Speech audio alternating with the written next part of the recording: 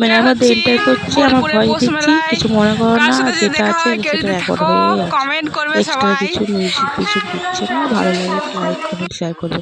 কি সুন্দর বাকেটগুলো, ফুলদানি রাখার জায়গা, দারুণ দারুণ, মানে এমন এমন জিনিস বিক্রি করছে যেটা চোখে লাগার মতো। কিন্তু আমি দেখলাম এত দূর থেকে গেছি, মানে 1 ঘন্টা যা অনেক সুন্দর সুন্দর জিনিস বিক্রি করছিল, আমরা কিনলাম না, এত দূর থেকে টোটো করে গিয়েছি, নিয়ে আসতে প্রবলেম। তো গল্প করছি যে পরে নেবে, বাড়ি ফেরার সময় নেবে, এখন মেলাটা ঘুরি, ওদেরকে ওটাই বলা হলো।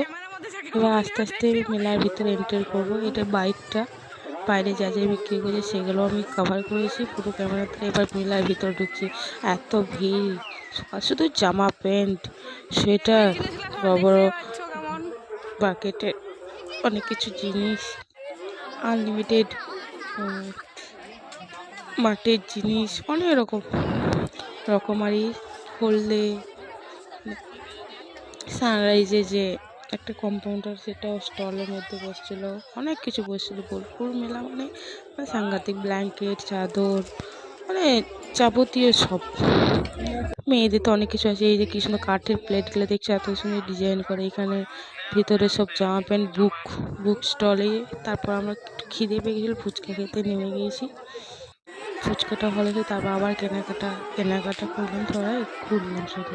যেগুলো কিনেছি সেগুলো কভার করা হয়নি, পরে কোনোদিন তোমাদেরকে ভিডিও করে দেখিয়ে দেওয়া যাবে।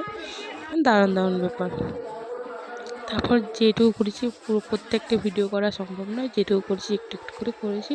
একজন ব্লগার ছিল, তাকে ক্যামেরার মধ্যে নিয়ে নিয়েছি, চিনি না একেবারে, অত জিজ্ঞাসা করিনি। তারপর মেয়েদের ব্লাউজের দোকান দিয়েছে, তো ঢুকলো ওরা, সেখানটা কভার করে লাস্টে চাউমিন খেলাম। চাউমিন খেতে খেতে সবাই মিলে বাড়ি ফেরার দিকে রওনা হলাম। এই যে আমরা যজন গিয়েছিলাম তজনের ভিডিও নিয়েছি, ব্যাস। Okay, bye bye, tata. Like comment share অবশ্যই করবেন। Thank you.